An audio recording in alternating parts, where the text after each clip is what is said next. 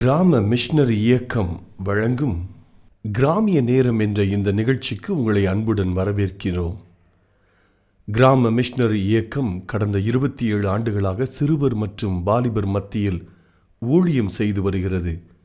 800க்கும் மேற்பட்ட மிஷனரிகளோடு தமிழ்நாட்டில் உள்ள 38 மாவட்டங்கள் உட்பட ஆந்திரா, ஒடிசா, கர்நாடகா, சத்தீஸ்கர், ஜார்க்கண்ட் மற்றும் மத்திய பிரதேசம் ஆகிய மாநிலங்களிலும் நற்செய்தி பணியை செய்து வருகிறது. எமது இலக்கு 1,00,000 கிராமங்கள், 7,000 மிஷனரிகள், ஒவ்வொரு மாநிலத்திலும் 500 மிஷனரிகள். எமது தரிசனம், என் ஆட்டுக்குட்டிகளை மெய்ப்பாயாக என்ற வசனத்தின்படி கிராமங்களில் உள்ள சிறுவர் மற்றும் வாலிபர்களை கிறிஸ்துவுக்குள் வழிநடத்தி அவர்கள் மூலம் கிராமங்களை சுவிசேஷ மயமாக்குதல், சந்திக்கப்படும் சிறுவர் மற்றும் வாலிபர்களை நாளைய தலைவர்களாகவும் ஊழியர்களாகவும் உருவாக்குதல், ஒவ்வொரு கிறிஸ்தவரையும் ஆத்தும ஆதாயம் செய்கிறவராக மாற்றுதல். இப்பொழுதும் எமது நிகழ்ச்சிகளை ஜெபத்துடன் பார்த்து பயனடையுங்கள். செயல்படும் கிறிஸ்தவர்களாக தேவனுக்கு உங்களை அர்ப்பணிப்பது உறுதி. ஹலோ நேயர்களே, உங்ககிட்ட ஒரு நிமிஷம் பேசலாமா? நம்ம வாழ்க்கையிலேயே முக்கியமான நாட்கள் 2 நாட்கள். ஒன்று நம்ம பிறந்த நாள், இன்னொன்று நம்ம எதுக்கு பிறந்தோம் அப்படின்றத நம்ம கண்டுபிடிக்கிற நாள். ஏசப்பா அந்த உலகத்தில் படைச்ச எல்லாத்துக்குமே ஒரு தனித்தனியான பர்பஸ் இருக்கும். இந்த வானம், பூமி, ஸ்டார், சன், மூன் எல்லாத்துக்குமே அதனோட வேலை கரெக்டாக இருக்குது. அதே போல தான் நம்ம இதயம் இன்னும் துடிக்கிறதுக்கும், நம்ம இன்னும் மூச்சு விட்டுட்டு இருக்கிறதுக்கும், நம்ம இன்னும் அந்த உலகத்தில் வாழ்றதுக்கும் கண்டிப்பாக ஒரு நோக்கம் இருக்கும். அந்த நோக்கத்தை நீங்கள் தெரிஞ்சுக்கணும்னா நீங்க செய்ய வேண்டிய ஒரே வேலை ஏசப்பாட்ட கேட்க வேண்டியதுதான்.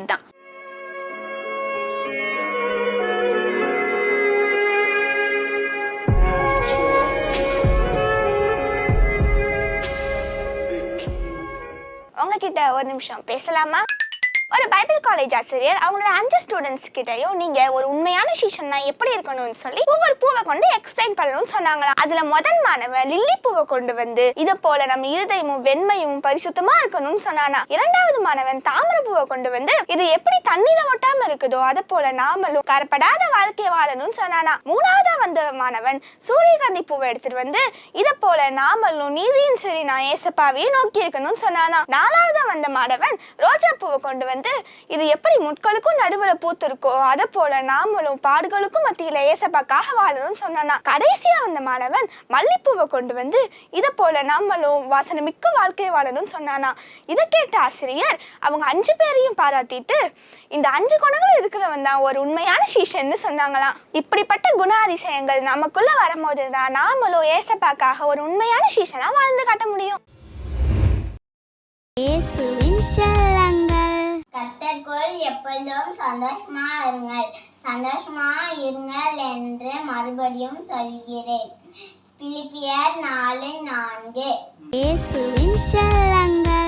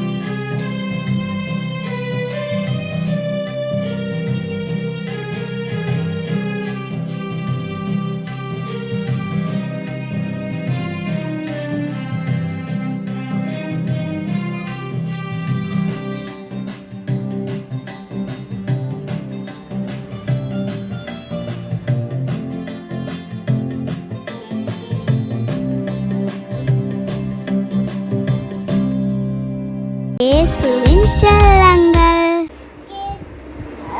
பேசலாம். Christmas story. Long ago, angels were singing the sky. They told shepherds that baby Jesus was born in a stable. The shepherd was found found baby Jesus baby Jesus with Mary and Joseph.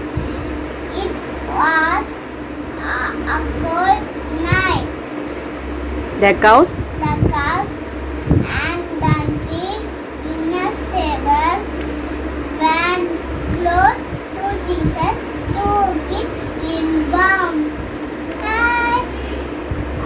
Bye. இயேசுவின் செல்லங்கள். கர்த்தருடைய வேதத்தின்படி நடக்கிறார் உத்தம மார்க்கத்தால் பாக்கியவான்கள். அவருடைய சாட்சிகளை கைக்கொண்டு அவர் முழுவதும் தேடியவர்கள் பாக்கியவான்கள். சங்கீதம் 119:1-2. ஒரே ஏசப்பா தானங்க. எல்லாரும் நம்ம ஒரு மனதாக இருக்கணும். அடிக்கடி யோசிப்பேன், ஒரு மாவட்டத்தில் இருக்கிற எல்லா முழு நேர ஊழியக்காரங்களும் சேர்ந்து ஒரு 3 நாள் உபவாசம் இருந்து ஜெபம் பண்ணுவாங்க. என்னைக்கு ஜெபிக்க ஆரம்பிக்கிறாங்களோ அன்னைக்கு தமிழ்நாட்டில் ஒரு எழுப்புதல் கொடுத்துருவாங்க. நான் அப்படி ஜெபிக்கிறேன். இயேசு கிறிஸ்துவின் இனி நாமத்தினாலே கிராம மிஸ்டர் இயக்க குடும்பத்தின் சார்பாக கிராமின் நேரம் என்ற அந்த நிகழ்ச்சிக்கு உங்களை அன்போடு கூட நான் வரவேற்கிறேன்.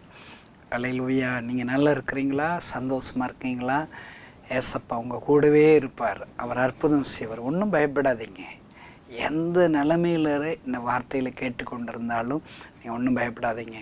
ஏசப்பா இன்னும் உயிரோடவே இருக்கிறார். அல்லேலூயா. என் வாழ்க்கையில் நிறைய நெருக்கம், அவமானம், நிந்தைகள், குறைச்சல்கள், பாடுகள் வரதாங்க செய்யும். நான் என்ன தெரியுமா செய்வேன்? என் கூடயே ஒருத்தர் ஏசப்பா இருக்கிறாரு. நான் உன்னை விட்டு விலக மாட்டேன், உன்னை கைவிட மாட்டேன்னு சொல்கிறாரு. தாவீது சொல்கிறது போல் கர்த்தரை என் வலது பாரிசத்தில் வைத்திருக்கிறபடியா நான் அசைக்கப்படுவதில்லை. தாவீதுக்கு வலது பக்கத்தில் கர்த்தர் இருக்கிறாருங்கிறத நம்புகிறான். அவன் பயப்பட மாட்டான். எல்லாம் அவர் பார்த்துக்கொள்வாருங்கிறான். நானும் கணேசனாகி நானும் ஏசப்பையன் வலது பக்கத்தில் இருக்கிறாருங்கிறத நம்பிட்டேன். எவ்வளோ பெரிய ஊழியக்காரனாக என்னை பயன்படுத்துகிறார். நீங்களும் நம்புங்க. உங்களை நம்பாதீங்க. உங்கள் பலத்தை, உங்கள் பராக்கிரமத்தை, உங்கள் பணத்தை, உங்கள் ஞானத்தை நம்பாதீங்க. உங்கள் கூட இருக்கிற ஏசப்பாவை நம்புங்க. நீங்கள் என்ன தெரியுமா செய்யணும்? பிரச்சனைகள், ஆபத்துகள், நெருக்க வரும்போது வலது பக்கத்தில் ஏசப்பா இருக்கிறாருன்னு நம்பிக்கையோடு இப்படி திரும்புங்க. ஏசப்பா என் கூட இருக்கீங்கள, அவ்வளோதாங்க, எல்லாம் பார்த்துக்கிடுவாருங்க. இப்படி ஒப்பு கொடுங்க. கர்த்தர் உங்களை ஆசீர்வதிப்பார், அற்புதங்களை செய்வார். நீங்கள் விரும்புகிற அந்த அற்புதத்தை உங்கள் கண்களினால் காணும்படி செய்வார் ஐயா. தொடர்ந்து எங்கள் ஊழியத்திற்காக நீங்கள் ஜெபியுங்க. ஒவ்வொரு மாதமும் ஒரு 1,00,000 பேருக்காவது ஏசப்பாவுடைய வார்த்தைகளை சொல்லணும். ஒரு 1000 கிராமங்களில் சுவிசேஷத்தை அறிவிக்கணும்னு சொல்லி துரிதமாக செயல்படுறோம். எங்கள் ஊழியத்தில் நிறைய திட்டங்கள் இருக்குதுங்க. அல்லேலூயா.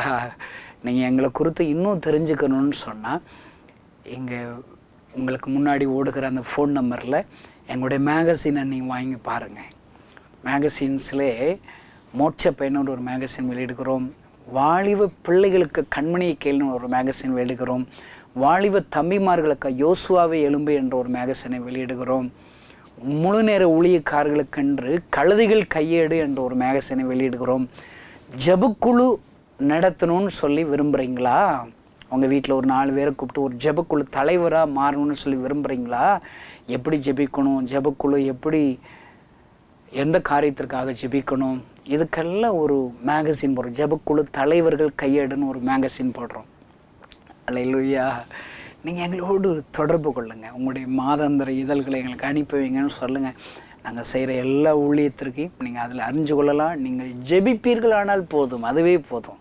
உங்கள் ஜெபத்தை கேட்டு ஆண்டவர் எங்களை பயன்படுத்துவாருங்க, பயன்படுத்துவார். ஒரு மாதத்தில் ஒரு 1,00,000 பேருக்கு சுவிசேஷம் அறிவிப்பதற்கு நீங்கள் ஜெபம் பண்ணுங்க. அதற்கு என்ன தேவை? 1,00,000 கைப்பிரதிகள் முதல்ல தேவைங்க. ஒரு 1000 கிராமங்களுக்கு போகிறோன்னா ஒரு கிராமத்தில் ஒருத்தராவது முழு பைபிள் கேட்பாங்க. நீங்கள் போயிருந்தால் உங்களுக்கு தெரியுங்க. நீங்கள் போய் பாருங்களேன், யாராவது எனக்கு முழு பைபிள் வாங்கன்னு சொல்லி விருப்பமாக கேட்பாங்க. அப்போ ஒரு 1000 கிராமத்துக்கு போகிறோன்னா 1000 முழு பைபிளோடு போகணுங்க.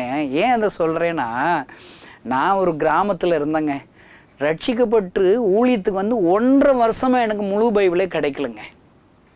அல்லேலூயா. அதுக்கப்புறம் தான் முழு பைபிள் புதுசாக கிடச்சி அதை நான் வாசிக்க தோணும். எனக்கு தெரியாது எங்கே போய் வாங்கணும், எங்கே இது விற்கும், அதெல்லாம் தெரியாது. என்னை போல் யாரும் இருந்துடக்கூடாதுன்னு சொல்லி ஒரு மாதத்துக்கு ஒரு 1000 பைபிள் இருந்து ஒரு 5000 பைபிளாவது கிராமத்துக்கு வாங்கி கொடுன்னு தீர்மானம் போட்டிருக்கிறேன். இந்த செய்தியை கேட்குற சகோதர சகோதரி, நீங்களும் ஆண்டவருக்காக ஏதாவது செய்யுங்கங்க. அல்லேலூயா. இப்போ 1,00,000 கைப்பிரதி சொல்கிறேன். ஒரு கைப்பிரதிக்கு 1 ரூபானாலும் 1,00,000 ரூபாய் வேணுங்க. ஆண்டவர் உங்கள் கூட பேசுவார்னா இதற்காக நீங்கள் ஜெபியுங்கள், செயல்படுங்கள். ஐயா, கர்த்தர் உங்களை ஆசீர்வதிப்பார், உங்களை பயன்படுத்துவார். நம்ம எல்லாரும் இணைந்து தாங்க ஊழியம் செய்யணும். இது உங்கள் ஊழியம், இது எங்கள் ஊழியம், இப்படி எல்லாம் இருக்கிறாங்க பாருங்க. நான் புறஜாதியாக இருக்கும்போது அப்படியெல்லாம் நிறைய டிஃப்ரென்ஸை பார்த்துருக்குறேன். கிறிஸ்தவங்களுக்குள்ளேயே நாங்கள்லாம் பெந்தகோஸ்தக்காரங்க. ஆமாம், நீங்கள் செத்த சர்ச்சு, நாங்கள் ஏஜி, நாங்கள் லுத்துரன், நாங்கள் அப்படி சர்ச்சு, இப்படி சர்ச்சு. என்னங்க இதில் பெருமை இருக்குது? ஒரே பைபிள் தாங்க, ஒரே ஏசப்பா தானங்க. எல்லாரும் நம்ம ஒரு மனதாக இருக்கணுங்க. நான் அடிக்கடி யோசிப்பேன், ஒரு மாவட்டத்தில் இருக்குது, மாவட்டத்தில் இருக்கிற எல்லா முழுநேர ஊழியக்காரங்களும் சேர்ந்து ஒரு 3 நாள் உபவாசம் இருந்து ஜெபம் பண்ணுவாங்களாங்க. அப்படி என்னைக்கு ஜெபிக்க ஆரம்பிக்கிறாங்களோ அன்னைக்கு தமிழ்நாட்டில் ஒரு எழுப்புதல் கொடுத்து வராங்க. நான் அப்படி ஜெபிக்கிறேன். ஆனால் எத்தனை பிரச்சனைகள், எத்தனை பிரிவினைகள், அதெல்லாம் நீங்கணும்னு சொல்லி நீங்கள் ஜெபியுங்கள். ஐயா, கர்த்தர் உங்கள் ஜெபத்தை கேட்டு பெரிய காரியங்களை செய்வார். அல்லேலூயா. உங்கள் ஜெபத்தில் ஒரு நிமிஷமாவது கணேசனை பயன்படுத்தணும் அப்படின்னு சொல்லி ஜெபம் பண்ணுங்க. எனக்கு ஜெபம் பண்ணிங்கன்னா எனக்கு பின்னாடி ஏறக்குறை 800 மிஸ்ரிகள் இருக்கிறாங்க. நாங்கள் மாதத்தில் 1,00,000 சிறுபிள்ளைகளை சந்திக்கிறோம், ஆயிரக்கணக்கான வாலிபர்களை சந்திக்கிறோம், நூற்றுக்கணக்கான கிராமங்களுக்கு சுவிசேஷத்தை அறிவிக்கிறோம். ஒருத்தருக்கு ஜெபம் பண்ணால் அவ்வளோ பேருக்கு நீங்கள் ஜெபிச்சதுக்கு சமானங்க. கர்த்தர் உங்களை ஆசீர்வதிப்பார். இன்றைக்கும் ஆண்டவருடைய வார்த்தைகளை நான் கேட்போம். ஹல்லேலூயா. பாருங்கள், உங்களோடு கூட பேசும்படி ஆண்டவருடைய சமூகத்தில் நான் ஜெபித்த போது ஆண்டவர் எனக்கு சொன்ன வார்த்தை என்ன தெரியுமா? என்னிடத்திலே உன்னை குறித்து ஒரு பெரிய பிளான் இருக்கிறது. இதாங்க வார்த்தை. ஆண்டவருக்கு உங்களை குறித்து ஒரு பெரிய திட்டம் இருக்குதுங்க. நீங்கள் ஏன் பயப்பட்டுக்கிட்டு இருக்கீங்க? இப்போ உள்ள சூழ்நிலைகளை நீங்கள் அழுதுகிட்டு இருக்கீங்களா? அழாதீங்க. ஆண்டவரிடத்துல உங்களை குறித்து பெரிய ஒரு திட்டம் இருக்கிறது. இதுதாங்க ஏசப்பா உங்கள்கிட்ட பேச சொன்னார். இது யாருக்கு இந்த வார்த்தை தேவையோ ஏசப்பா சொல்கிறாரு, நான் சொல்கிறேன். பாருங்க, 25 வருஷமாக ஏசப்பா நான் பிரசங்கம் பண்ணுறேங்க. எனக்கு எப்பயுமே எங்கள் முன்னாடியே பிரசங்கம் ரெடி பண்ணணும், அது நல்லதுங்க. அந்த அளவுக்கு அறிவுனா எனக்கு கிடையாதுங்க.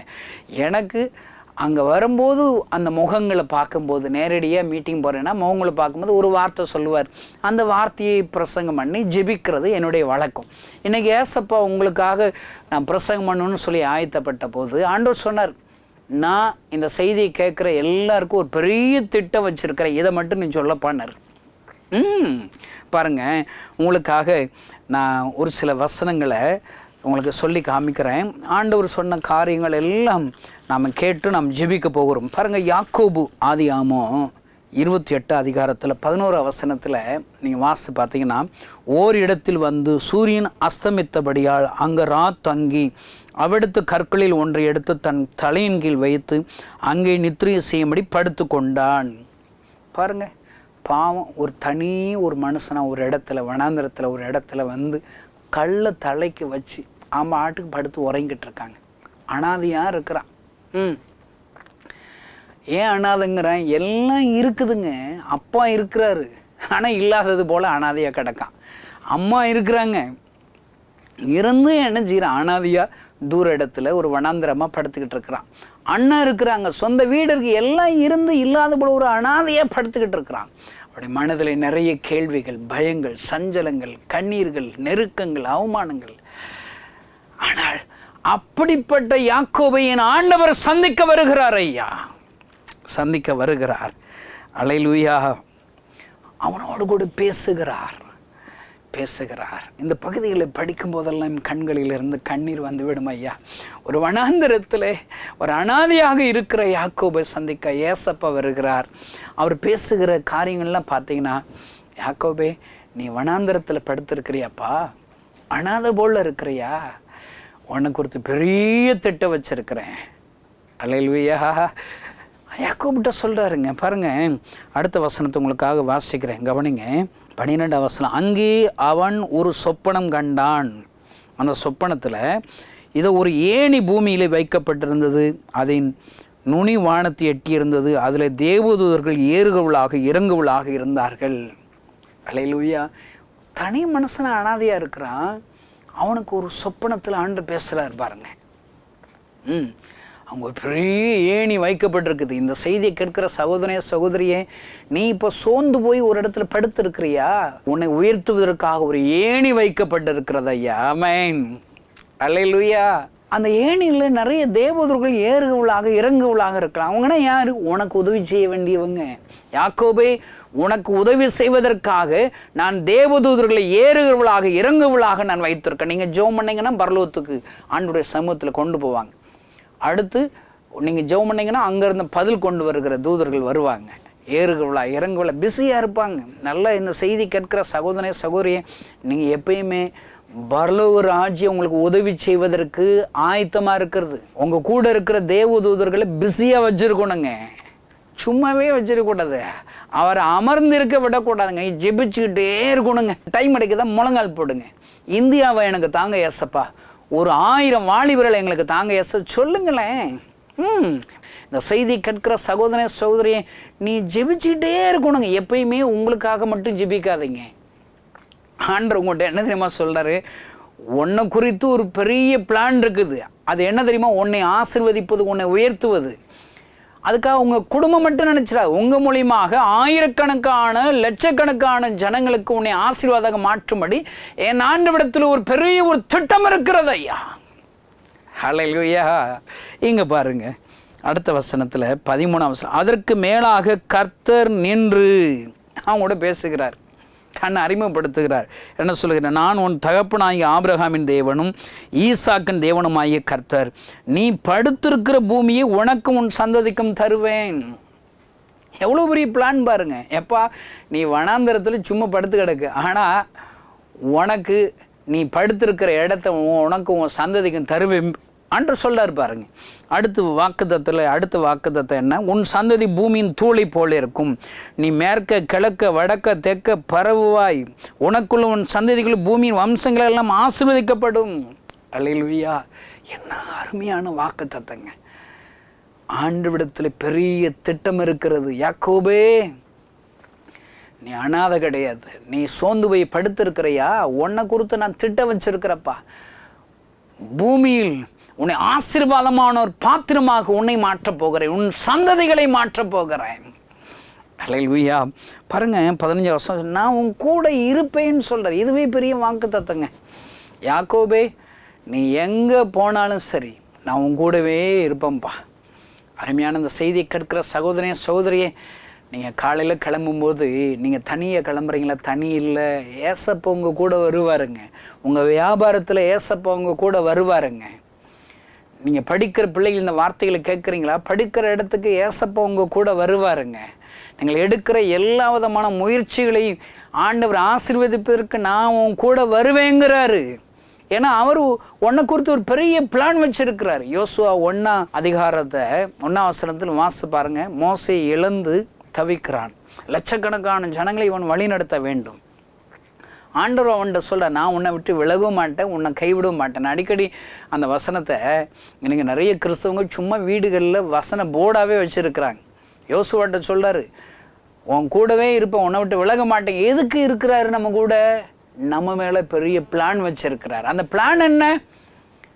லட்சக்கணக்கான ஜனங்களை ஆசீர்வாதமாக வழிநடத்துவதற்கு உன்னை பயன்படுத்த போகிறார். அல்லேலூயா. இந்த செய்தியை கேட்கிற சகோதரனே சகோதரே, உங்களுடைய ஆண்டவர் இருக்கிறாரா? எதற்காக தெரியுமா? பெரிய பிளான் வச்சிருக்கிறாரு. ஒண்ணுமே இல்லாத ஒன்றை கொண்டு தான் லட்சக்கணக்கான ஜனங்களை ஆண்டவர் ரட்சிக்க போகிறார், அபிஷேகிக்க போகிறார். ஒருவர் மூலியமாக, உன்னுடைய ஒருவருடைய ஜெபத்தின் மூலியமாக ஆண்டவர் மகிமையான காரியங்களை செய்ய போகிறார்.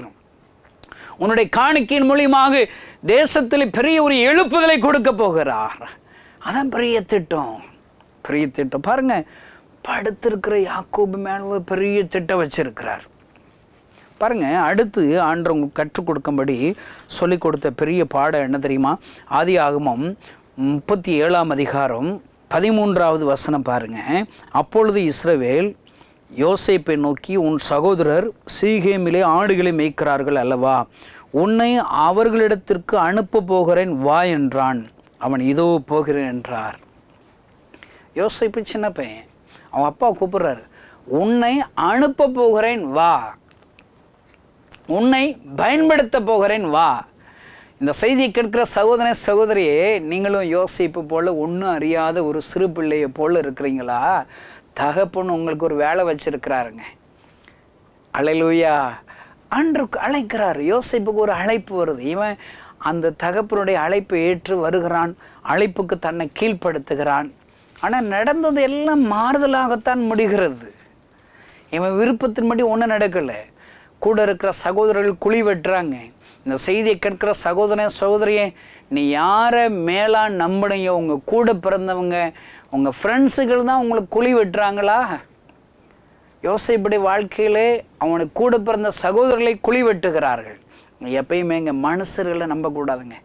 உங்களையும் என்னையும் தெரிந்து கொண்ட ஏசப்பாவை நம்பணும். ஏசப்பா மேலே நம்பிக்கை வைக்கணுங்க. அல்லேலூயா. நிர்வாணப்படுத்தப்படுகிறான். எல்லாரும் சேர்ந்து யோசேப்பை வித்துடுறாங்க. ஆனாலும் நல்ல ஞாபகம் வச்சுக்கோங்க, யோசேப்பு மேலே ஒரு பெரிய ஒரு திட்டம் வைத்திருக்கிறார். அல்லேலூயா. அந்த திட்டம் சாதாரணமான திட்டம் இல்லைங்க. ஆதியாகமம் 39:1 வசனத்தினுடைய முதல் பகுதியை வாசித்து பார்த்தா, யோசேப்பு எகிப்திற்கு கொண்டு போகப்பட்டான். பாருங்க, இவன் விருப்பத்தின்படி எகிப்து போல. இந்த செய்தியை கேட்கிற சகோதர சகோதரியே, ஐயோ என் விருப்பம் இல்லாமல் அந்த கல்யாணத்தை முடிச்சு வச்சுட்டாங்க, என் விருப்பம் இல்லாமல் அந்த பிஸ்னஸை தொடங்கிட்டேன், என் விருப்பம் இல்லாத காரியங்கள் என்னை சுற்றி நடக்குது அப்படின்னு சொல்கிறீங்களா? நீங்கள் ஆண்டவருடைய பிள்ளையாக இருந்தால் ஆண்டவர் ஒரு பெரிய திட்டம் அதுலேயும் இருக்குங்க. நீங்கள் ஆண்டவருடைய பிள்ளையாக இருந்தீங்கன்னா அமைதியாக இருங்க, ஆண்டவர் மேலே விசுவாசத்தோடு இருங்க. ஆனால் உன்னை குறித்து பெரிய திட்டம் ஏசப்பா வச்சுருப்பாருங்க, கர்த்தர் வச்சுருப்பார். விருப்பமில்லாதபடி எகிப்திற்கு கொண்டு போகப்படுகிறான். பாருங்க, ஆதியாகமம் 39:1 அப்படி எழுதியிருக்குது. 2ஆம் வசனத்தில் ஒரு ஆறுதல் செய்தி என்ன தெரியுமாங்க? கர்த்தர் யோசேப்போடு இருந்தார். அல்லேலூயா. கூடவே யோசேப்போடு ஆண்டவர் இருக்கிறாருங்க, ஆண்டவர் இருக்கிறார். பாருங்க, இவனுடைய வாழ்க்கையில் எல்லாம் இவனுக்கு விரோதமாக நடக்குது. பொய்யா குற்றம் சாட்டுறாங்க, சிறையிருப்பு வருகிறது, எல்லாம் இருந்தாலும் நடக்கிற காரியங்கள் அடுத்து என்ன தெரியுமா? முடிவு என்ன தெரியுமா? ஆதியாகமம் 45ஆம் அதிகாரம் 5வது வசனம் அவன் சொல்கிறான் பாருங்க, உங்களுக்காக வாசிக்கிறேன். என்னை இவ்விடத்தில் வரும்படி விற்று போட்டதினால் நீங்கள் சஞ்சலப்பட வேண்டாம், அது உங்களுக்கு விசனமாக இருக்க வேண்டாம். ஜீவரட்சணை செய்யும்படிக்கு தேவன் என்னை உங்களுக்கு முன்னே அனுப்பினார். அல்லேலூயா. லட்சக்கணக்கான ஜனங்களுக்கு ஜீவரட்சணை கொடுக்கும்படி என்ன முன்னமே எகிப்திற்கு ஆண்டவர் என்னை அனுப்பினார்னு சொல்லி கன்ஃபஸ் பண்ணுறாங்க. என்ன ஆண்டவருங்க! அருமையான சகோதரனே சகோதரி, உன்னை சுற்றி நடக்கிறவைகள் எல்லாம் உனக்கு விரோதமாக இருக்கலாம், மாறுதலாக இருக்கலாம். நீ ஆண்டவருடைய பிள்ளையா? ஆண்டவர் உன்னை குறித்து ஒரு பெரிய திட்டம் வச்சிருக்கிறார். அந்த திட்டத்தின்படி தான் உன்னுடைய சூழ்நிலைகள் எல்லாம் மாற்றி அமைப்பார். அல்லேலூயா. எப்பொழுதுமேங்க முடிவு தெரியாதுங்க. நான் அந்த காலத்தில் சினிமா பார்ப்பேங்க, முடிவு முதல்ல தெரிஞ்சிருச்சுன்னா இன்ட்ரெஸ்ட் இருக்காதுங்க. இப்போ இந்த செய்தியை கேட்குறவங்க வாழ்க்கையில் அடுத்த மாதம் இதே நாளில் இன்னும் நடக்கும்போது உங்கள்கிட்ட சொன்னால் நீங்கள் சந்தோஷப்படுவீங்களாங்க? ஐயோ, எல்லாம் பயந்துருவோம். உங்களுடைய வாழ்க்கையுடைய முடிவு ஆசீர்வாதமாக வைத்திருக்கேன். ஆண்டவர் பெரிய திட்டம் வைத்திருக்கிறார். யோசேப்பே, உனக்கு விருப்பமில்லாத எகிப்திற்கு நீ கொண்டு போகப்படுகிற ஒரு வாழ்க்கை வாழ்ந்திருக்கலாம். நெருக்கங்கள் வரலாம், சிறையிருப்புகள் வரலாம், அவமானங்கள் நிந்தைகளும் வரலாம், இருள் சூழ்ந்த வாழ்க்கைகளுடைய வாழ்க்கையிலே வரலாம். ஆனால் நான் ஒரு பெரிய திட்டம் உன்னை குறித்து நான் வைத்திருக்கிறேன், அந்த திட்டத்தின்படி தான் உன்னை நான் வழிநடத்தி கொண்டு இருக்கிறேன் என்று சொல்லி யோசேப்பை ஆசீர்வதித்தார். யோசேப்பை எடுத்து பயன்படுத்தினார். ஐயா, இந்த செய்தியை கற்கிற சகோதர சகோதரி, யோசேப்பின் ஆண்டவர் உங்களுடைய ஆண்டவர், என்னுடைய ஆண்டவர். ஐயா, அல்லேலூயா. உன்னை அனுப்ப போகிறேன் வா என்று தகப்பன் அழைக்கிறது போல இன்றைக்கு நமக்காக ரத்தம் சிந்தின ஏசப்பா அழைக்கிறார். சகோதரனை வா, நான் உன்னை பயன்படுத்த விரும்புகிறேன், உன்னை ஆசீர்வதிக்க விரும்புகிறேன் என்று அழைக்கிறார். அந்த அழைப்பிற்கு யோசேப்பு கீழ்ப்படிந்தது போல நாமும் கீழ்ப்படிவோம். ஐயோ, கொண்டு போகப்படுகிற ஒரு வாழ்க்கை வாழ்கிறேன், என் விருப்பம் இல்லாத ஒரு வாழ்க்கை வாழ்கிறேன் என்று சொல்லி யோசேப்புடைய வாழ்க்கையில் எல்லாம் நடக்கிறது. பரவாயில்ல, அதை சகித்து கொள்கிறான். ஆனால் முடிவு என்ன தெரியுமா? அநேக லட்சங்களுக்கு, ஒரு தேசத்திற்கு ஆசீர்வாதமான ஜீவரட்சணை கொடுக்கும்படி ஒரு பெரிய ஒரு பாத்திரமாக யோசேப்பை பயன்படுத்துகிறாரே. உங்களை பயன்படுத்துவார். சகோதரனே சகோதரி, ஒன்றும் பயப்படாதீங்க. 1 சாமுவேல் 16ஆம் அதிகாரம் 1ஆம் வசனத்தை வாசித்து பாருங்கள். சவுல் அவன் தவறு செய்கிறான், ஆண்டவருடைய வார்த்தை கீழ்ப்படினால சவுல் ஆண்டவர் தள்ளிட்டார். ஆனால் சாமுவேல் அழுது கொண்டே இருக்கிறான். அழுது கொண்டே இருக்கிற சாமுவேலை சந்திக்கும்படி ஆண்டவர் வருகிறார், அவனோடு கூட பேசுகிறார். கர்த்தர் சாமுவேலை நோக்கி, இஸ்ரவேல் மேல் ராஜாவா இராதபடிக்கு நான் புறக்கணித்த சவுலுக்காக நீ எந்த மட்டும் துக்கித்து கொண்டிருப்பாய்? அல்லேலூயா. சொல்லிட்டு, முதல்ல நீ உன் கொம்பை தைலத்தால் நிரப்பி கொண்டு வா, பெத்லேயமனாகி ஈசா இடத்திற்கு உன்னை அனுப்புவேன், உன் குமாரில் ஒருவனை நான் ராஜாவாக தெரிந்து கொண்டேன் என்றார். அல்லேலூயா. சவுலை இழந்ததுனால சாமுவேல் அழுதுகிட்டே இருக்கிறான். அழுது கொண்டு இருக்கிற சாமுவேலை பார்த்து சொல்ல, இது எந்த மட்டும் துக்கித்து கொண்டிருப்பாய்? நான் இன்னொரு பிளான் வச்சிருக்கிறேன், பெரிய பிளான் வச்சிருக்கிறேன். அல்லேலூயா. நீ முதல்ல அந்த பிளான் படி நீ கிளம்பப்பா, ஈசாய் வீட்டுக்கு போப்பா, அந்த ஊருக்கு போப்பா, பெத்லேயமுக்கு ஊருக்கு போப்பா என்று சொல்றாரு. அல்லேலூயா. இழந்த சவுலுக்கு பதிலாக 1000 மடங்கு உயர்ந்த ஒரு தாவீதை முன்குறித்திருக்கிறார். இந்த செய்தியை கேட்கிற சகோதரனே சகோதரியே, நான் இழந்து விட்டேன் என்று சொல்லி கண்ணீரோடு இந்த வார்த்தைகளை கேட்கிறீர்களா? என் ஆண்டவர் இன்னொரு திட்டம் வச்சிருக்கிறார். God has a good plan. அல்லேலூயா. அந்த பிளான் ஆசீர்வாதமான திட்டங்க.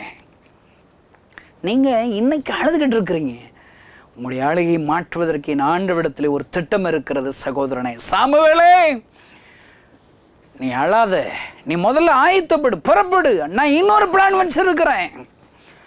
அந்த முதல் வசனத்திலேயே ஏன்பா துக்கித்து அழுகிறேன்னு சொல்றாரு. சொல்லிட்டு அப்படி விட்டுலங்க, இன்னொரு பிளானையும் சொல்லிடுறார். ஆண்டவர், அப்படிப்பட்ட ஆண்டவர் இன்றைக்கு உன்னோடு கூட பேசுகிறார். இழந்த சவுலுக்கு பதிலாக தாவீது என்கிற பெரிய ஒரு ஆசீர்வாதத்தை கொடுக்கிறார். அருமையான சகோதரனே சகோதரனே, எதை இழந்து இந்த வார்த்தைகளை கேட்டுக்கொண்டிருக்கிறீர்களோ, என் ஆண்டவரிடத்துல இன்னொரு திட்டம் இருக்கிறது. அந்த திட்டத்தின்படி உன் கண்களில் நான் ஆச்சரியப்படுகிற தாவீது என்கிற ஆசீர்வாதத்தை என் ஆண்டவர் கொடுப்பார். ஐயா, அதுதான் இன்னொரு திட்டம். இன்னொரு திட்டம். அருமையான தேவனுடைய பிள்ளைகளை, 25 வருடங்களாக இந்த இயேசுவை நான் பின்பற்றுகிறேன், இயேசுவை நான் பிரசங்கிக்கிறேன். அல்லேலூயா. நிறைய நேரங்களில் நம்முடைய சூழ்நிலைகளை பார்க்கும்போது யோசிப்படி வாழ்க்கையில் நடக்கிறது எல்லாம் நம்முடைய சுற்றி நடக்க தான் செய்கிறது. ஆனாலும் என் ஆண்டவரை நம்பும்போது அவர் ஒரு இன்னொரு திட்டம் வைத்திருக்கிறார். ஐயா, அல்லேலூயா. பாருங்கள், நான் ஒரு கிராமத்தில் ஒரு 5 கிலோமீட்டருக்கு சைக்கிள் மிச்சு ஒரு கிராமத்தில் ஊழியம் செய்வதற்காக சென்றிருந்தேன். அந்த கிராமத்தில் சைக்கிளை நிறுத்திட்டு ட்ராக்ஸ் கொடுக்கணும், ஊழியத்தை ஆரம்பிக்கணும்னு ட்ரை பண்ணால் ஆண்டவர் சொல்கிறார், நோ, நீ இன்னொரு 10 கிலோமீட்டர் தள்ளி இருக்கிற இன்னொரு கிராமத்துக்கு போங்கிறார். பாருங்க, ஆண்டவருடைய வார்த்தை கீழ்ப்படியணும்ல.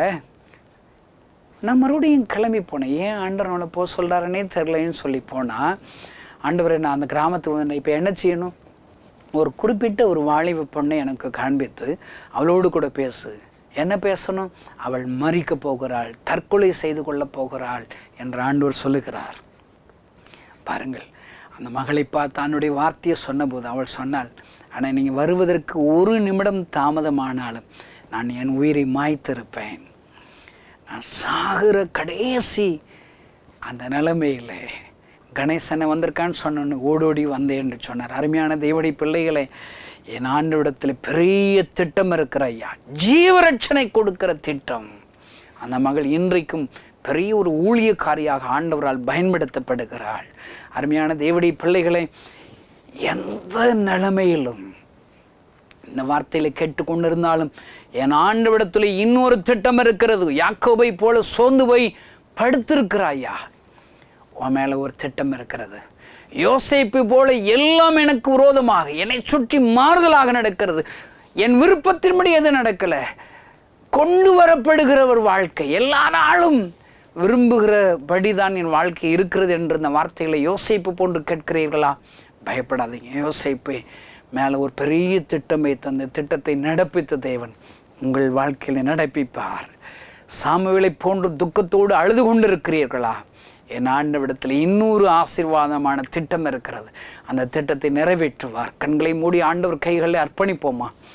பரலோகத்தில் இருக்கிற எங்கள் அன்பு தகப்பனே, யாக்கோபின் தேவன் இந்த செய்தியை கேட்கிற ஒவ்வொருவருக்கும் ஒரு அற்புதத்தை செய்ய.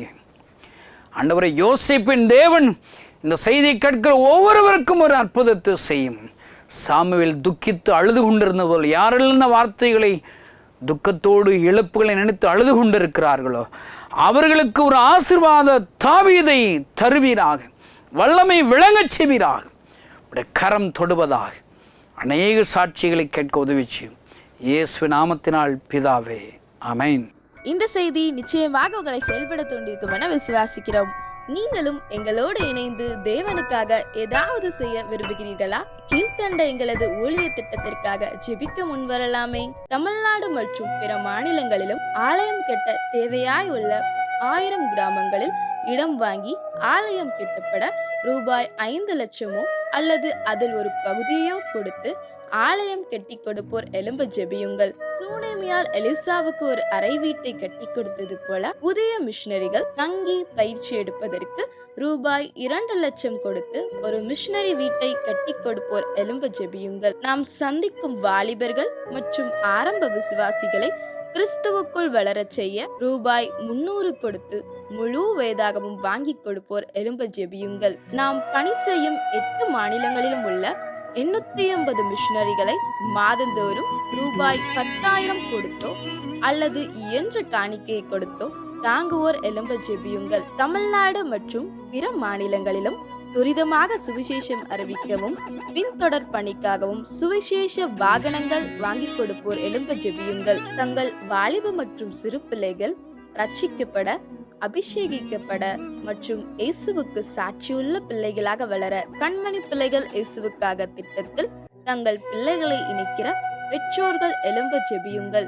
இந்தியா முழுவதிலும் இன்னும் துரிதமாக நம் மிஷனரி பணிகள் நடக்க மாதந்தோறும் அல்லது வருடத்திற்கு ஒரு முறையாவது ரூபாய் 1000 கொடுத்து எழுப்புதல் விரும்பும் பங்காளர் திட்டத்தில் இணைகிற அநேகர் எழும்ப ஜெபியுங்கள். மேலும் எங்களோடு தொடர்பு கொள்ள விரும்பினால் திரையில் காணும் எங்கள் முகவரியும் குறித்துக் கொள்ளுங்கள்.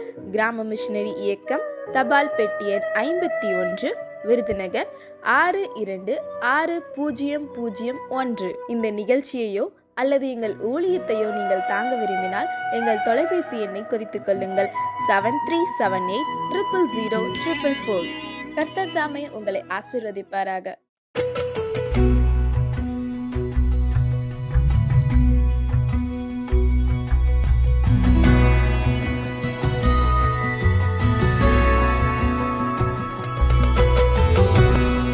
ஆண்டவரும் இரட்சகருமாகிய இயேசு கிறிஸ்துவின் நாமத்தினாலே உங்கள் எல்லாருக்கும் என்னுடைய அன்பின் வாழ்த்துதல்கள்.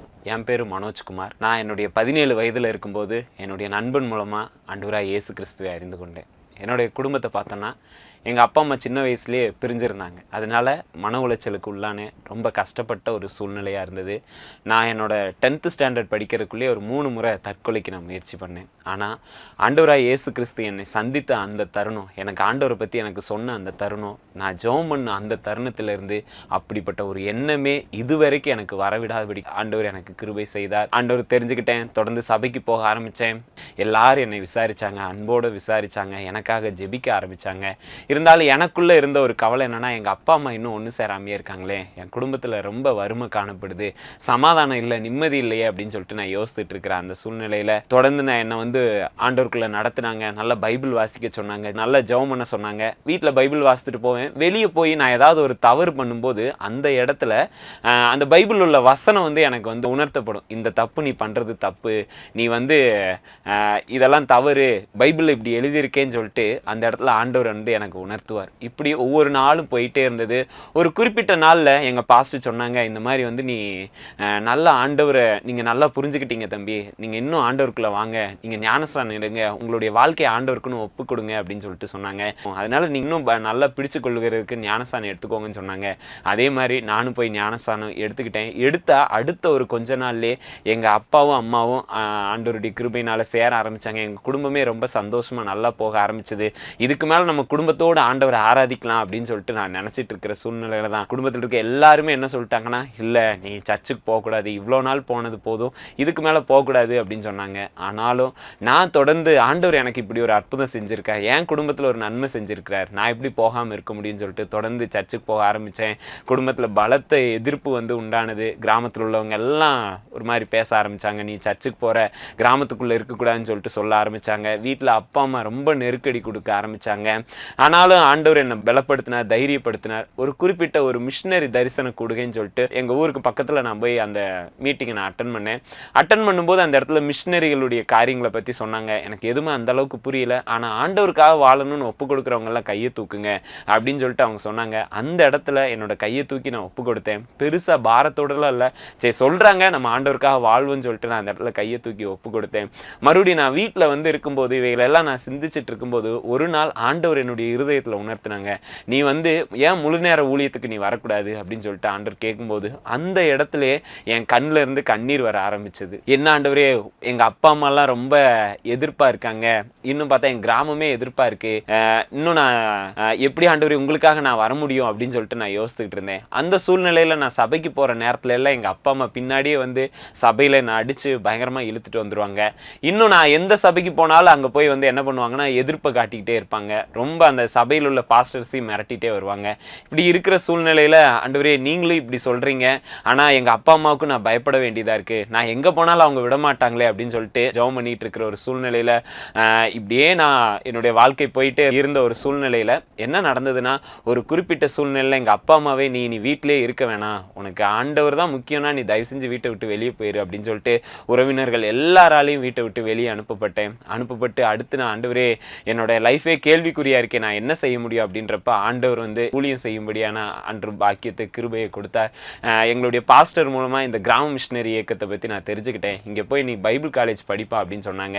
அதே மாதிரி இங்கே வந்தேன்.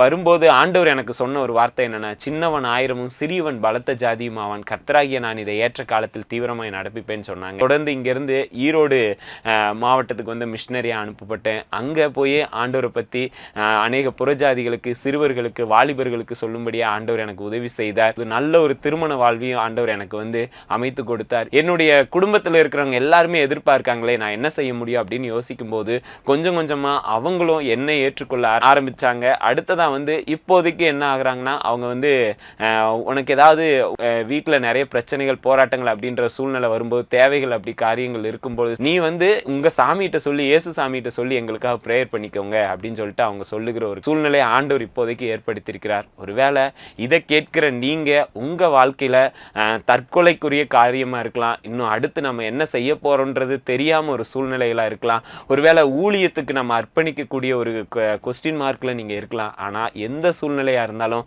ஆண்டவர் உங்கள் காரியங்கள் எல்லாவற்றையும் பார்த்து கொள்வார். ஆண்டவரை நம்பி உங்களுடைய வாழ்க்கையை அர்ப்பணிங்க, ஆண்டவர் பலத்த பெரிய காரியங்களை செய்வார்.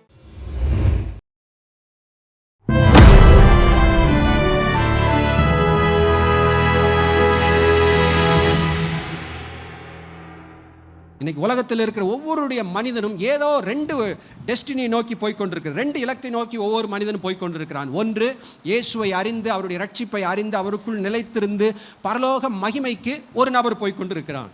இன்னொரு நபர் இந்த இயேசுவை குறித்து அறியாமலோ அல்லது அறிந்தும் அவருக்கு எதிர்த்து விரோதமாய் நின்று அவர் யார், அவரெல்லாம் கடவுள் கிடையாது என்று சொல்லி எதிர்த்து ஒரு கூட்டம் வாழ்ந்து கொண்டிருக்கிறது.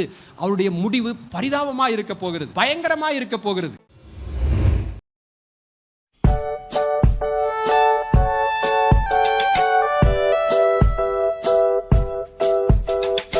நம்ம ஒரு பாட்டு சொல்லி கொடுப்போமா? கண்டிப்பா பிள்ளைங்களுக்கு. பிள்ளைங்களா ரெடியா இருக்கீங்களா? சூப்பரான ஒரு பாட்டு கத்துக்குவோம். சரியா? ரெடியா? நாங்க பாட்டு சொல்லி கொடுக்கவா? ரெடி? ஓகே. ஒரு குட்டி ஆடு நான் வெகு தூரம் போனேனே, என தேடியே இயேசு வந்தாரே. ஒரு குட்டி ஆடு நான் வெகு தூரம் போனேனே, என தேடியே இயேசு வந்தாரே. கரடு முரடு பாதையில இயேசு வந்தாரே, கரடு முரடு பாதையில இயேசு வந்தாரே. என கண்டுபிடிச்சு தோளில் போட்டு அகமகிழ்ந்தாரே, என கண்டுபிடிச்சு தோளில் போட்டு அகமகிழ்ந்தாரே. லலலல்லல்லா லலலல்லல்லா லலலல்லல்லா லலலல்லல்லா லலலல்லல்லா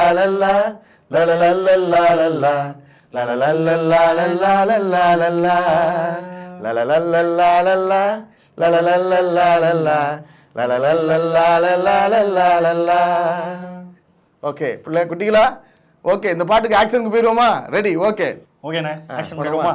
ஓகே. ஒரு குட்டி ஆடு நான் வெகு தூரம் போனேனே, என தேடியே இயேசு வந்தாரே. ஒரு குட்டி ஆடு நான் வெகு தூரம் போனேனே, என தேடியே இயேசு வந்தாரே. கரடு முரடு பாதையில இயேசு வந்தாரே, கரடு முரடு பாதையில இயேசு வந்தாரே. என கண்டுபிடிச்சு தோளில் போட்டு அகமகிழ்ந்தாரே, என கண்டுபிடிச்சு தோளில் போட்டு அகமகிழ்ந்தாரே. லலலல்லல்லா லலலல்லல்லா லலலல்லல்லா லலலல்லல்லா லலலல்லல்லா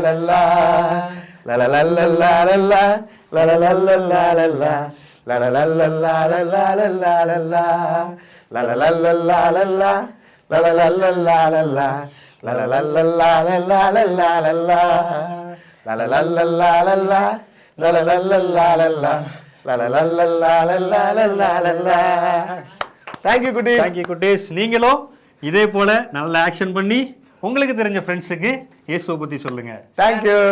ஓகே, பாய்.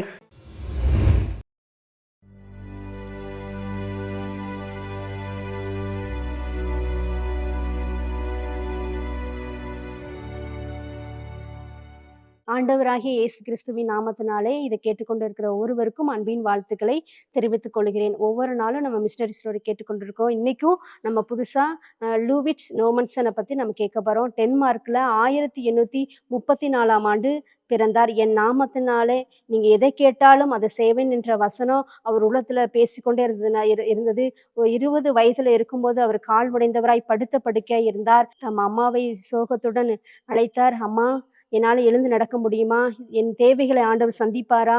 எனக்கு உதவி செய்வாரா என்று தன் அம்மாவிடம் கேட்கும்போது அம்மா தன்னுடைய மகனுடைய கரத்தை பிடித்து ஜெபம் செய்தார். 3 வருடங்கள் கழித்து ஒரு நாள் தன் படுக்கை எழுந்து குதித்து நடந்தார், ஓடினார். 24ஆம் வயதிலேயே தன் வேதாகமத்தை எடுத்து சுமத்ரா தீவு என்ற தீவை நோக்கி பயணம் செய்து கொண்டிருந்தார். கிறிஸ்துவை யாரும் அறியாத மக்களிடையே தன்னுடைய வாழ்க்கையில் நடந்த அற்புதங்களை எடுத்து கூறினார். ஃபேக்பேக் என்ற இன மக்களிடத்திலிருந்து பல இடையூறுகள் இருந்தாலும் அவர் பொறுமையாக கிறிஸ்துவை பற்றி பிரசங்கம் செய்தார். நோமன்சன் வேதாகமத்தை மொழிபெயர்க்க ஆரம்பித்தார்.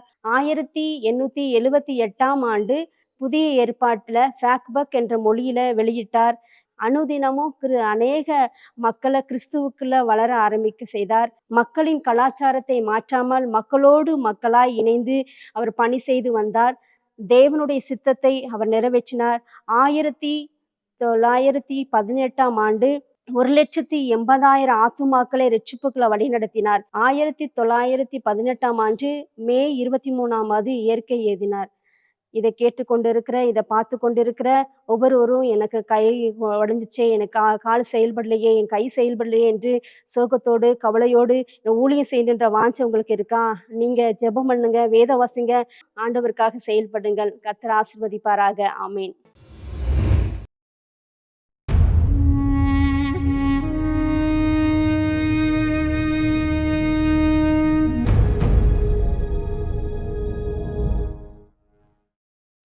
குட்டீஸ், எல்லாரும் எப்படி இருக்கீங்க? நீங்கள் எல்லாரும் கர்த்தருடைய கிருபையினால் நல்லா இருக்கீங்கன்னு நான் விசுவாசிக்கிறேன். இன்றைக்கும் கூட நம்ம ஒரு குட்டி ஸ்டோரி பார்க்கலாமா? ஐரோப்பியான்ற ஒரு நாட்டில் ஒரு பெரிய பணக்காரர் இருந்தாராம். வந்து சின்ன வயசுலேருந்தே அவர் நல்லா படிப்பாராம். அவருக்கு எந்த புக்கிலேருந்து கொஸ்டின் கேட்டாலும் அவருக்கு ஆன்சர் பண்ண தெரியுமா, அந்த அளவுக்கு அவர் வந்து அறிவாளியாக இருந்தாராம். ஒரு நாள் வந்துட்டு இப்படி படித்து அவர் வந்து ஒரு ஜாப் போய் நல்ல ஒரு சேலரியில் இப்போ பணக்காரராக இருக்காராம். ஆனால் அவருக்கு எவ்வளோ வந்து வசதி இருந்தாலும் அவருக்கு வந்து ஒரே ஒரு குறை இருந்துச்சான். என்னன்னா, அவர் வாழ்க்கையில் சமாதானமே இல்லையாம். அதுக்காக வந்துட்டு என்ன பண்ணுறாருனா, எல்லா ஊருக்கும் போயிட்டு அவருக்கு நிம்மதி கிடைக்குதான்னு பார்க்குறதுக்காக சுற்றுப்பயணம் மாதிரி எல்லா ஊருக்கும் போயிட்டு வராரு.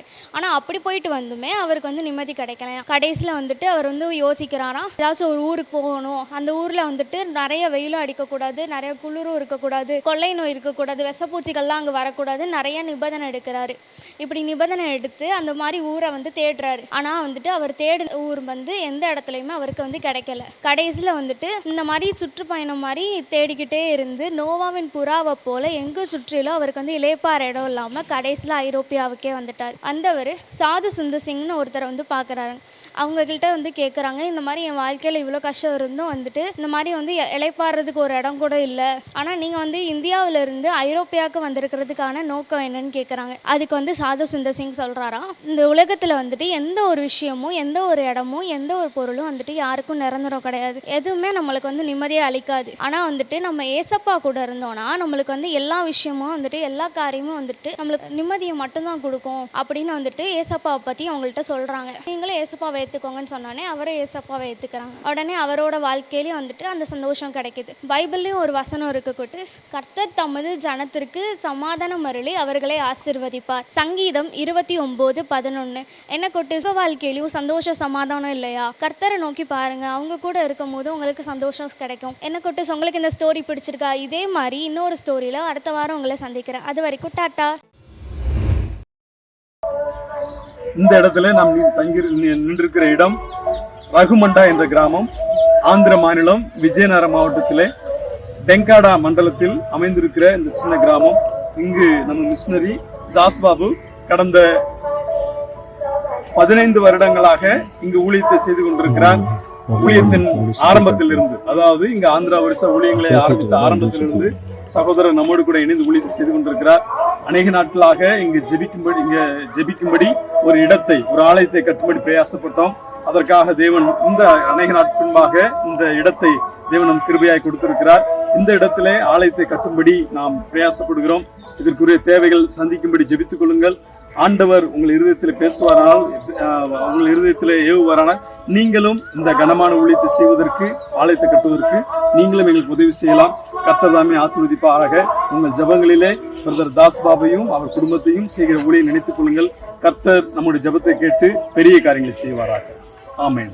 என்னை காண்பவரே, தினம் காப்பவரே, ஆராய்ந்து அறிந்திருக்கின்றீ, சுற்றி சுற்றி சூழ்ந்திருக்கின்றீ, ஆராய்ந்து அறிந்திருக்கின்றீ,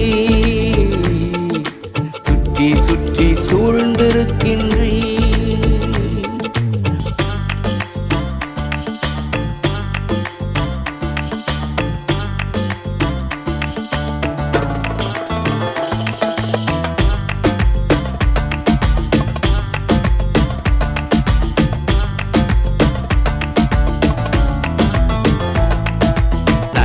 ராஜா இயேசு ராஜா, நன்றி ராஜா இயேசு ராஜா, என்னை காண்பவரே,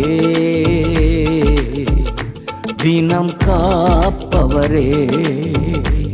எல்லாருக்கும் வணக்கம். நேயர்களே, எப்படி இருக்கீங்க? நல்லா இருக்கீங்களா? இந்த அருமையான நேரத்தில் உங்களை சந்திக்கிறதுல நான் ரொம்ப சந்தோஷமா இருக்கும். என்னது இன்னும் என் தம்பியை காணமே, வரேன்னு சொன்னா இன்னும் நேரம் ஆச்சு, நாளையே காணோம். ஒரு சில விஷயங்கள் அவன் நானும் பேச வேண்டியது இருக்கு. வெயிட் பண்ணுங்க, அது வந்துருவா நினைக்கிறேன். அண்ணே அண்ணே அண்ணே அண்ணே,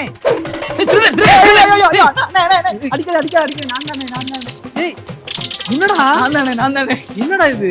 நீ வேற சும்மா இருக்குனே, அவன் அடிக்கிற வெயிலுக்கு எங்க போய் எனக்கு தெரியல.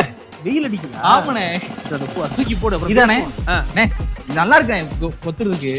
ஏன்னா சரி போடுங்க சரி தம்பி. போட்டேன் வாங்க சொல்லுங்க. ப்ரோ நல்லா இருக்கீங்களா? நல்லா இருக்கேன், நீங்க எப்படி இருக்கீங்க? ரொம்ப நல்லா இருக்கேன். சரி, சரி. அடிக்கிற வெயில் கொஞ்சம் கஷ்டமா தான் இருக்குண்ணே. ஆமாண்ணே, எங்க ஒளியுது எனக்கே தெரியலண்ணே. சரி, முக்கியமான மேட்டருக்கு வந்துருவோம். அண்ணே என்ன பண்றேண்ணே? நம்ம இப்ப எந்த நாள்ல இருக்கோம் தெரியுமா? இது எந்த நாள்னு இது? இது பயங்கரமான வெயில் காலம் தம்பி.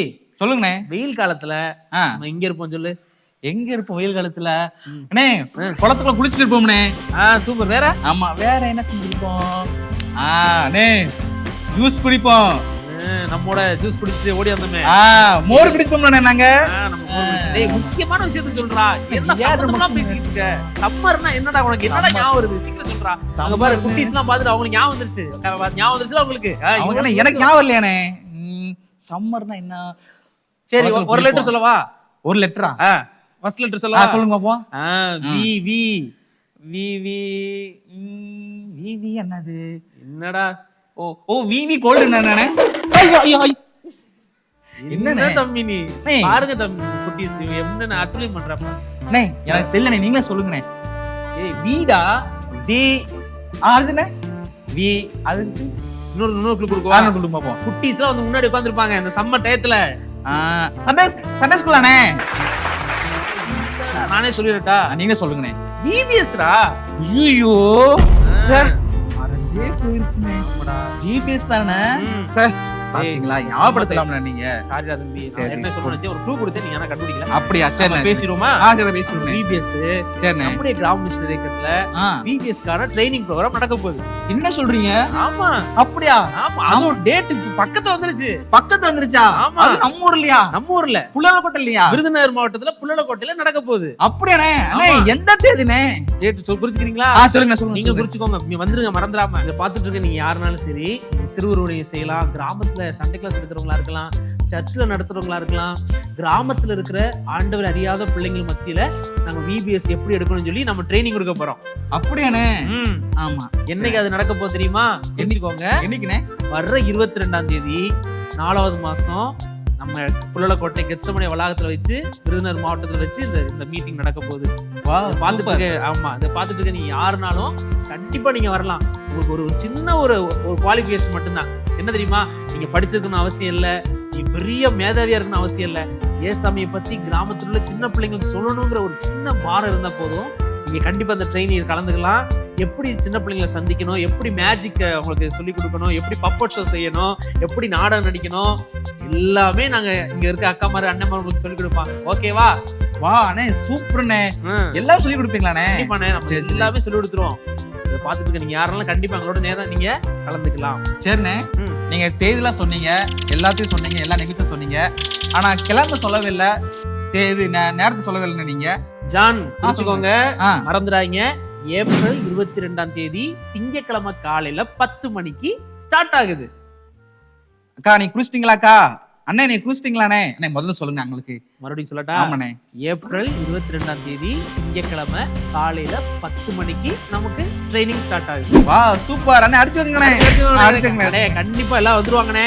நம்ம எப்ப ஆயத்தத்தோட இருப்போம், எல்லாம் போறாங்க. நம்ம சேர்ந்து கிராமத்துல விபிஎஸ். சூப்பர் அண்ணே. ஓகே தம்பி. சரிண்ணே, ஓகேண்ணே, பாய்ண்ணே, போயிட்டு வரேண்ணே. ஆமா சரிண்ணே. போகாதீங்க. யாருண்ணே?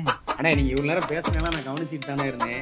விபிஎஸ் ட்ரைனிங் டேட் எல்லாம் நல்லா இருந்தது, பிடிச்சிருந்தது, சந்தோஷம் தான். சரி தம்பி. ஆனா நான் கிராமத்துல இருக்கேனே, நான் கிராமத்துல இருந்து இந்த ட்ரைனிங் வந்து அட்டென்ட் பண்ணி அதுக்கு புக்ஸ் எல்லாம் வாங்கணும், அதுக்கெல்லாம் எவ்வளவுனே செலவாகும், அதுக்கு என்னென்ன பண்றது நானே?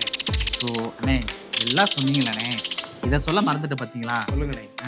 சரிங்க தம்பி, இவருக்கு அந்த டவுட்டை கிளியர் பண்ணிடுவோம். கண்டிப்பாண்ணே. தம்பி, பிகினர் ஜூனியர் 2 பிரிவா நாங்க புக் வெளியிடுறோம். அதனால அது கண்டிப்பா உங்களுக்கு பிரயோஜனமா இருக்கும். ரொம்ப கிராமத்தில் உள்ள சின்ன பிள்ளைங்க புரிஞ்சுக்கிற அளவுக்கு நாங்க சிலபஸ் போட்டுருவோம். அதனால கண்டிப்பா உங்களுக்கும் நீங்க செய்யற ஊழியத்துக்கு அது பிரயோஜனமா இருக்கும். ஆனால் இப்போ என்கிட்ட நிறைய படிக்கிற பிள்ளைங்களாம் இருக்காங்க, அவங்களால அதை அமௌண்ட் ஸ்பெண்ட் பண்ணி அந்த புக்லாம் வாங்க முடியாதுண்ணே. அதுக்கு நாங்கள் என்ன பண்ணுறது? நீங்கள் அதை பற்றிலாம் ஒன்றும் கவலையே படாதீங்க. எங்களுடைய ஒரே ஒரு பாரம் என்னன்னா, கிராமத்தில் உள்ள சின்ன பிள்ளைங்களுக்கு ஆண்டோடைய அன்பு போய் சேரணும். அதனால பணம் வந்து ஒரு முக்கியமான விஷயமே கிடையாது. சரி, உங்களால் எவ்வளோ முடியுமோ அவ்வளோ காணிக்க மட்டும் நீங்கள் கொடுத்து அந்த புக்கை கலெக்ட் பண்ணிட்டு போனால் ஓகே. ஓகே நானே, இப்போ ஒரு நாள் தான் ட்ரைனிங் வச்சுருக்கோம். அந்த ஒரு நாளில் வந்து நாங்கள் எல்லா பாட்டும் ஒரே நாளில் கற்றுக்கலாமாண்ணே? அதுக்கு தான் நான் உங்களுக்கு சூப்பரான விஷயம் சொல்ல போறேன். சொல்லுங்க, என்ன புத்தம்புது பாடல்கள் தலைப்புல பாட்டு வெளியே வந்திருக்கு. ஒவ்வொரு நாளுக்குரிய பாட்டு யூடியூப்ல ஆக்ஷனோட வெளியே வந்துடும். ஓ சூப்பர். என்ன சேனல்ல வரும்? நம்ம வில்லேஜ் மிஷனரி மூவ்மெண்ட்ங்கிற சேனல்ல நீங்க அதை பார்க்கலாம். ஆக்ஷனோட சூப்பர் சாங் அது வெளியே வரும். நீங்க பார்த்தே நீங்க கத்துக்கலாம். ஓகே, ரொம்ப சரிங்களா? நீங்க அதை பத்திலாம் கவலைப்படாதீங்க. கண்டிப்பா வாங்க, நம்மளும் சேர்ந்து கிராமத்துல விபிஎஸ் எடுக்க போறோம். நம்ம சேர்ந்து இயேசுவோடைய அன்பை நம்ம சொல்லுவோம். ஓகேவா? பெரிய பெரிய ஊழியக்காரங்கள்லாம் உருவானது இந்த சிறுவர் ஊழியத்துல. ஒருவேளை உங்களுக்கு அந்த ஒரு சின்ன பாரம் இருக்குமானா நீங்க எங்க கூட வந்து கலந்துக்கோங்க. நம்ம இந்த மே மாதம் ஒரு பிரயோஜனமுள்ள மாதமாக நம்ம அதை கழிப்போம். ஒருவேளை படிச்சுட்டு இருக்க காலேஜ் பிள்ளைங்களா இருக்கலாம், ஒரு வேலை பார்த்துட்டு இருக்க டீச்சர்ஸாக இருக்கலாம். உங்களால் முடிந்த ஒரு 5 கிராமத்தில் நீங்கள் சின்ன பிள்ளைங்களை சந்திப்பீங்கன்னா நாளைக்கு அவங்க ஒரு பெரிய தேசத்தில் ஒரு தலைவர்களாக, ஊழியர்களாக, மிகப்பெரிய பொறுப்பாளர்களாக நம்ம கண்ணு முன்னாடியே வர்றதை நம்ம பார்க்க போகிறோம். நம்ம இணைந்து செய்வோம், ஆண்டோடைய ராஜ்யத்தை கட்டுவோம். பாய் பாய். கிராம மிஷனரி இயக்கம் நடத்தும் சிறுவர் முகாம் ஈரோடு மொடக்குறிச்சியில் 27/4/2024 சனிக்கிழமை அன்று காலை 9 மணி முதல் மதியம் 2 மணி வரை. இடம் ரங்கநாயகி திருமண மண்டபம், முத்து கவுண்டன் பாளையம், முத்தூர் மெயின் ரோட். நடத்துபவர்கள் நியமம் குழுவினர்கள். உங்களுக்காக இனிமையான பாடல்கள், சாட்சிகள், நாடகங்கள், பப்பட் நிகழ்ச்சி, உயிர்ப்பிக்கும் கதைகள். தொடர்புக்கு 9698683659 7502221122. பெற்றோர்களே, உங்கள் பிள்ளைகளை அனுப்பி வையுங்கள். பிள்ளைகளே கலந்து கொண்டு தேவ ஆசீர்வாதத்தை பெறுங்கள்.